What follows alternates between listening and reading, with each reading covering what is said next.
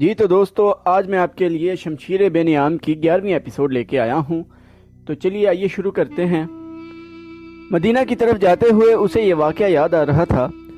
وہ اسے یاد نہیں کرنا چاہتا تھا، لیکن زہریلی بھڑوں کی طرح یہ یاد اس کے اوپر بنبناتی رہی۔ اسے یوحوا یاد آئی۔ وہ جادوگرنی تھی یا نہیں، اس کے حسن میں، جسم کے ساخت، مسکراہٹ اور بولنے کے انداز میں جادو تھا۔ اس نے شارجہ بن مغیث کے اس آدمی کے منہ سے یوحوا کا نام سنا تو وہ چونکا۔ معرکہ احد کے بعد جب اہل قریش کی فوج مکہ واپس آئی تھی تو مکہ کے یہودی ایسے انداز سے ابو سفیان، خالد اور اکرمہ کے پاس آئے تھے جیسے احد میں یہودیوں کو شکست ہوئی ہو۔ یہودیوں کے سرداروں نے ابو سفیان سے کہا تھا کہ مسلمانوں کو شکست نہیں ہوئی اور لڑائی ہار جیت کے بغیر ختم ہو گئی ہے، تو یہ قریش کی شکست ہے، یہ یہودیوں کی ناکامی ہے۔ یہودیوں نے اہل قریش کے ساتھ اس طرح ہمدردی کا اظہار کیا تھا جیسے وہ اہل قریش کی ناکامی پر غم سے مرے جا رہے ہوں۔ انہی دنوں خالد نے پہلی بار یوحوا کو دیکھا تھا۔ وہ اپنے گھوڑے کی ٹہلائی کے لیے آبادی سے باہر نکل گیا تھا۔ جب وہ واپس آ رہا تھا تو راستے میں اسے یوحوا مل گئی۔ یوحوا کی مسکراہٹ نے اسے روک لیا۔ میں تسلیم نہیں کر سکتی کہ ولید کا بیٹا جنگ سے ناکام لوٹ آیا ہے، یوحوا نے کہا اور خالد کے گھوڑے کی گردن پر ہاتھ پھیرنے لگی اور بولی، مجھے اس گھوڑے سے پیار ہے جو مسلمانوں کے خلاف لڑنے گیا تھا۔ خالد یوں گھوڑے سے اتر آیا جیسے یوحوا کے جادو نے اسے گھوڑے سے زمین پر کھڑا کر دیا ہو۔ اس سے بڑی ناکامی اور کیا ہوگی کہ تم مسلمانوں کو شکست نہیں دے سکے۔ یوحوا نے کہا، تمہاری شکست ہماری شکست ہے، اب ہم تمہارا ساتھ دیں گے، لیکن تمہارے ساتھ ہوتے ہوئے بھی تم ہمیں اپنے ساتھ نہیں دیکھ سکو گے۔ خالد نے یوں محسوس کیا جیسے اس کی زبان بند ہو گئی ہو۔ تلواروں، برچھیوں اور تیروں کی بچھاڑوں کا مقابلہ کرنے والا خالد یوحوا کی مسکراہٹ کا مقابلہ نہ کر سکا۔ اگر یہودی اپنے ساتھ نہیں ہوں گے، ہمارے ساتھ نہیں ہوں گے تو ہمارے کس کام آ سکیں گے؟ خالد نے پوچھا، کیا تم سمجھتے ہو کہ صرف تیر ہی انسان کے جسم سے پار ہو جاتا ہے؟ یوحوا نے کہا، عورت کا تبسم تم جیسے دلیر اور جری مردوں کے ہاتھوں سے تلوار گرا سکتا ہے۔ خالد اس سے کچھ پوچھنا چاہتا تھا لیکن کچھ پوچھ نہ سکا۔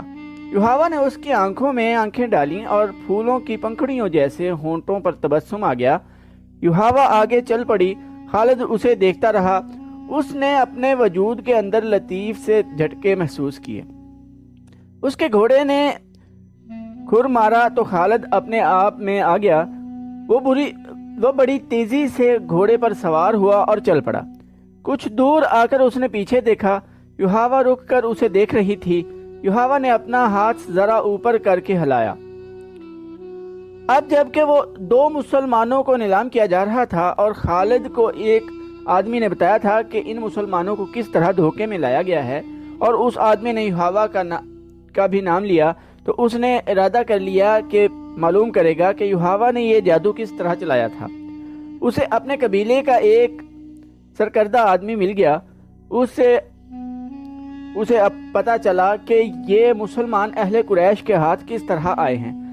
3-4 سرکردہ یہودی یوحوا اور 2-3 اور یہودیوں کو ساتھ لے کر شارجہ بن مغیث کے پاس چلے گئے۔ یہ قبیلہ تھا تو جنگجو، لیکن اس پر مسلمانوں کا رعب کچھ اس طرح طاری ہو گیا تھا جیسے لوگ جادوگروں سے ڈرتے تھے۔ اس قبیلے میں یہ مشہور ہو گیا تھا کہ رسول اکرم صلی اللہ علیہ وآلہ وسلم کے ہاتھ میں کوئی جادو ہے۔ یہودیوں نے اپنی زمین دوز کارروائیوں کے لیے اس قبیلے کو اس لیے منتخب کیا تھا کہ وہ جنگجو قبیلہ تھا۔ یہودی بڑی دانش مند قوم تھے۔ انہوں نے سوچا کہ مسلمانوں کے جادو کا وہم اگر پھیل گیا تو دوسرے قبیلے بھی اس سے متاثر ہوں گے۔ یہ یہودی اس قبیلے کے سردار شارجہ بن مغیث کے پاس گئے اور اس کا یہ وہم دور کرنے کے لیے کہ مسلمان جادوگر ہیں اسے بہت کچھ کہا، لیکن شارجہ بن مغیث نے تسلیم نہ کیا۔ رات کو یہودیوں کے کہنے پر شارجہ نے ان مہمانوں کی ضیافت کا انتظام باہر کھلے آسمان تلے کیا۔ ان یہودیوں نے اپنے ہاتھوں اپنے میزبانوں کو شراب پلائی۔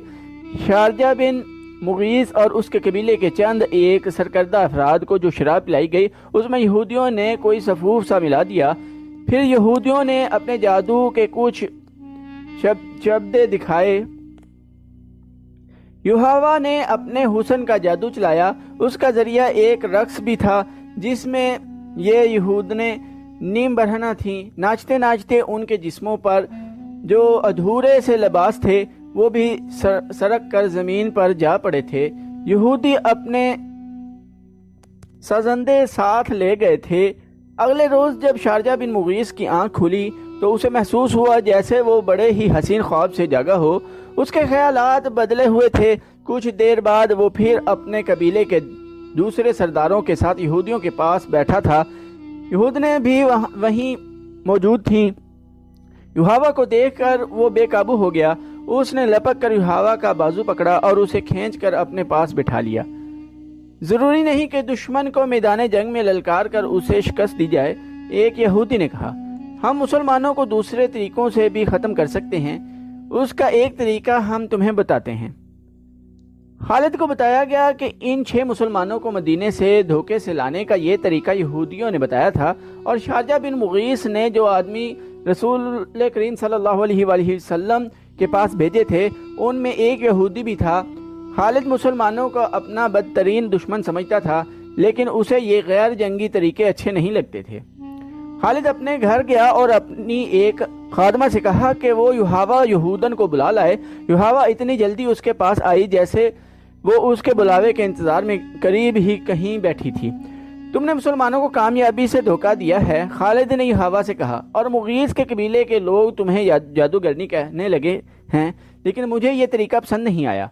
मेरी बात गौर से सुनो खालिद। युहावा उसके करीब जा बैठी और उसकी रान पर हाथ रख कर बोली, तुम अपने कबीले के नामवर जंगजू हो, लेकिन तुम में अकल की कमी है। दुश्मन को मारना है, तलवार से मारो, तीर से मारो या उसे तीखी नजरों से हलाक कर दो। तीर और तलवार चलाए बगैर दुश्मन को कोई मुझ जैसी औरत ही मार सकती है। खालिद युहावा के जिस्म की तपश महसूस कर रहा था। युहावा उसके इतनी करीब बैठी हुई थी कि एक बार युहावा ने चेहरा खालिद की तरफ मोड़ा तो उसकी रुई जैसी मुलायम गाल खालिद के गाल से जा लगी। खालिद ने अपने जिस्म में बड़ी पुरलुत्फ हरारत की लहर दौड़ती महसूस की, लेकिन किसी ख्याल से वो जरा परे सरक गया। आज 4 बरस बाद वो जब सहरा में तन्हा जा रहा था, वो अपने गाल पर युहावा के रुखसार का लम्स महसूस कर रहा था। उस हद तक वो खुश था कि यहूदी उसके पास थे, लेकिन उसे यह भी मालूम था कि यहूदियों की दोस्ती में जहां मुसलमानों की दुश्मनी है वहां उनके अपने मफादात भी हैं। अलबत्ता उसने ये तस्लीम कर लिया था कि युहावा अगर जादूगरनी नहीं तो उसके सरापा में जादू का कोई असर जरूर है। खालिद का घोड़ा मदीने की तरफ चला जा रहा था। उसके जहन में फिर उबैब रजी अल्लाह अन्हु बिन अदी और जैद रजी अल्लाह अन्हु बिन अलदिस्ना आगे आ गए। लोग उनकी बोलियां बढ़ चढ़ कर दे रहे थे। आखिर सौदा हो गया और कुरैश के 2 आदमियों ने उन्हें बहुत से सोने के एवज खरीद लिया। ये दोनों आदमी इन दोनों सहाबियों रजी अल्लाह अन्हु को अबू सुफियान के पास ले गए। हमने अपने अकीदे से हटकर मोहम्मद सल्लल्लाहु अलैहि वसल्लम के पास चले जाने वाले इन 2 आदमियों को इसलिए खरीदा है कि उन अहले कुरैश के खून का इंतकाम लें जो उहद के मैदान में मारे गए थे। उन्हें खरीदने वालों ने कहा, हम इन्हें आपके हवाले करते हैं, आप कुरैश के सरदार और सालार हैं। हाँ, अबू सुफियान ने कहा, मक्का की ज़मीन मुसलमानों के खून की प्यासी है, इन 2 मुसलमानों का खून अपनी ज़मीन को पिला दो।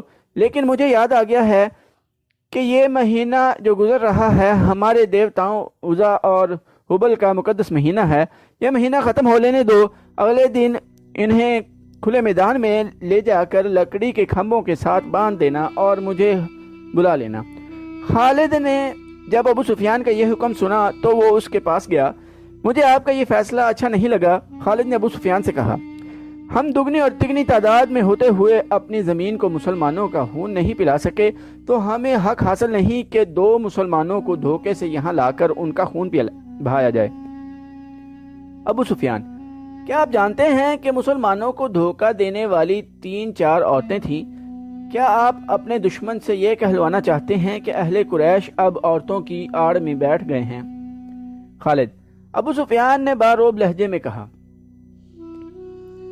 خبیب رضی اللہ عنہ اور زید رضی اللہ عنہ کو میں بھی اتنا ہی اپنے قریب سمجھا کرتا تھا جتنا تم انہیں اپنے قریب سمجھتے تھے۔ تم اب بھی انہیں اپنے قریب سمجھ رہے ہو اور یہ بھول رہے ہو کہ اب یہ ہمارے دشمن ہیں۔ اگر تم انہیں آزاد کرانا چاہتے ہو تو لاؤ، اس سے دگنا سونا لے آؤ اور ان دونوں کو لے جاؤ۔ نہیں۔ پردے کے پیچھے سے ایک گرجدار نسوانی آواز آئی۔ یہ ابو سفیان کی بیوی ہوند کی آواز تھی۔ اس نے غصے سے لرزتی ہوئی آواز میں کہا: حمزہ رضی اللہ عنہ کا کلیجہ چبا کر بھی میرے سینے میں انتقام کی آگ سرد نہیں ہوئی۔ اگر ساری دنیا کا سونا میرے آگے لا رکھو گے تو بھی میں ان دو مسلمانوں کو آزاد نہیں کروں گی۔ ابو سفیان: خالد نے کہا: اگر میری بیوی میری بات کے درمیان یوں بولتی تو میں اس کی زبان کھینچ لیتا۔ تم اپنی بیوی کی زبان کھینچ سکتے ہو؟ ہند کی آواز آئی: تمہارا باپ نہیں مارا گیا، تمہارا کوئی بیٹا نہیں مارا گیا اور تمہارا چچا بھی نہیں مارا گیا۔ تمہارا ایک بھائی قید ہوا تھا اور تم مسلمانوں کے پاس جا کر منہ مانگا فدیہ دے کر اپنے بھائی کو چھڑا لائے تھے۔ آگ جو میرے سینے میں جل رہی ہے تم اس کی تپش سے نہ آشنا ہو۔ خالد نے ابو سفیان کی طرف دیکھا۔ ابو سفیان کے چہرے پر جہاں مردانہ جاؤ جلال اور ایک جنگجو سردار کا تاثر تھا، وہاں ایک خاوند کی بے بسی کی جھلک بھی تھی۔ ہاں خالد، ابو سفیان نے کہا، جس کے دل پر چوٹ پڑتی ہے اس کے خیالات تم سے بہت مختلف ہوتے ہیں۔ کسی کو اپنا دشمن کہنا کچھ اور بات ہے، لیکن اپنے دشمن کو اپنے کسی عزیز کا خون بخش دینا بڑی ہی ناممکن بات ہے۔ تم کس کس کو قائل کرو گے کہ وہ ان دو مسلمانوں کی جان بخشی کر دیں؟ تم جاؤ خالد، ان دو مسلمانوں کو اپنے قبیلے کے رحم و کرم پر چھوڑ دو۔ خالد خاموشی سے واپس آ گیا۔ پھر خالد کو وہ بھیانک منظر یاد آیا جب باہر میدان میں لکڑی کے دو کھمبوں کے ساتھ خبیب رضی اللہ عنہ اور زید رضی اللہ عنہ بندھے کھڑے تھے۔ تماشائیوں کا چیختا چلاتا ہجوم اکٹھا ہو گیا تھا۔ ادھر سے ابو سفیان اور ہوند گھوڑوں پر سوار ہجوم میں داخل ہوئے۔ ہجوم کے نعرے اور انتقامی تانے پہلے سے زیادہ بلند ہو گئے۔ اگر اس ہجوم میں کوئی خاموش تھا تو صرف خالد تھا۔ ابو سفیان گھوڑے پر سوار دونوں قیدیوں کے قریب آیا۔ دونوں نے اسے کہا کہ وہ زندگی کی آخری نماز پڑھنا چاہتے ہیں۔ ابو سفیان نے انہیں اجازت دے دی۔ خالد اب مدینے کی طرف جا رہا تھا۔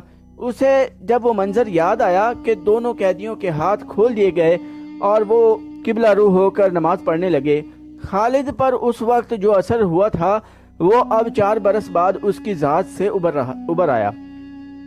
گھوڑے کی پیٹھ پر بیٹھے بیٹھے خالد کا سر جھک گیا۔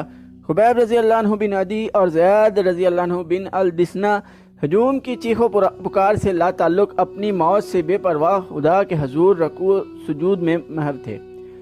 انہوں نے نہایت اطمینان سے نماز پڑھی، دعا کے لیے ہاتھ اٹھائے۔ کوئی نہیں بتا سکتا، تاریخ بھی خاموش ہے کہ انہوں نے خدا سے کیا دعا مانگی۔ انہوں نے خدا سے یہ نہیں کہا ہوگا کہ دشمن انہیں آزاد کر دے۔ وہ اٹھے اور خود ہی لکڑی کے کھمبوں کے ساتھ پیٹھیں لگا کر کھڑے ہو گئے۔ او بد قسمت انسانوں! ابو سفیان نے بڑی بلند آواز سے خبیب رضی اللہ عنہ اور زید رضی اللہ عنہ سے کہا، تمہاری قسمت اور تمہاری زندگی میرے ہاتھ میں ہے۔ اپنی زبانوں سے کہہ دو کہ ہم اسلام کو ترک کرتے ہیں اور اب ہم اہل قریش میں سے ہیں اور 360 بتوں کو برحق مانتے ہیں۔ یہ اعلان کرو اور اپنی زندگیاں مجھ سے واپس لو۔ اگر نہیں تو موت کو گلے لگاؤ۔ یہ بھی سوچ لو کہ تمہاری موت سہل نہیں ہوگی۔ اے باطل کے پجاری ابو سفیان! زید رضی اللہ عنہ کی آواز گرجی۔ ہم لعنت بھیجتے ہیں پتھر کے ان بتوں پر جو اپنے اوپر بیٹھی ہوئی مکھی کو بھی نہیں اڑا سکتے۔ ہم لعنت بھیجتے ہیں عزا اور حبل پر جو تمہیں اگلے جہان دوزخ کی آگ میں پھینکیں گے۔ ہم پجاری ہیں اس ایک اللہ کے جو رحمان اور رحیم ہے، اور ہم عاشق ہیں محمد صلی اللہ علیہ وآلہ وسلم کے جو اللہ کے رسول صلی اللہ علیہ وآلہ وسلم ہیں۔ میرا راستہ وہی ہے جو زید رضی اللہ عنہ نے تمہیں دکھا دیا ہے۔ خبیب رضی اللہ عنہ نے بلند آواز سے کہا، اے اہل مکہ! سچا وہی ہے جس کے نام پر ہم قربان ہو رہے ہیں۔ ہمیں نئی زندگی ملے گی جو اس زندگی سے بہت زیادہ حسین اور مقدس ہوگی۔ باندھ دو انہیں ان کھمبوں کے ساتھ۔ ابو سفیان نے حکم دیا۔ یہ موت کا ذائقہ چکھنے کے مشتاق ہیں۔ دونوں کے ہاتھ پیچھے کر کے کھمبوں کے ساتھ جکڑ دیے گئے۔ ابو سفیان نے گھوڑا موڑا اور ہجوم کی طرف آیا۔ عزا اور حبل کی قسم، ابو سفیان نے بلند آواز میں ہجوم سے کہا، میں نے اپنے قبیلے میں کوئی ایک بھی ایسا نہیں دیکھا جو اپنے سردار پر اس محبت اور اظہار سے جان قربان کرنے کے لیے تیار ہو جس طرح محمد صلی اللہ علیہ وآلہ وسلم کے پیروکار اس کے نام پر فدا ہوتے ہیں۔ ہند اپنے گھوڑے پر سوار کچھ دور کھڑی تھی۔ اس کے قریب اس کے چند ایک غلام کھڑے تھے۔ ایک غلام نے اپنے آقاؤں کو خوش کرنے کے لیے جوش کا یہ مظاہرہ کیا کہ برچھی تان کر دونوں قیدیوں کی طرف کسی کے حکم کے بغیر بڑی تیز دوڑا اور کھمبے سے بندے زید رضی اللہ عنہ کے سینے پر برچھی کا اتنا زوردار وار کیا کہ برچھی کی انی زید رضی اللہ عنہ کی پیٹھ سے باہر نکل گئی۔ زید رضی اللہ عنہ بن الدسنا فوراً شہید ہو گئے۔ تو دوستو آج کی ایپیسوڈ ادھر ہی ختم کرتے ہیں، اس سے آگے کی سٹوری نیکسٹ ایپیسوڈ میں سنائیں گے۔ چینل کو سبسکرائب کرنا نہ بھولیے گا، لائک اور کمنٹ بھی ضرور کر دیں۔ ٹائم دینے کے لیے شکریہ۔ اللہ حافظ۔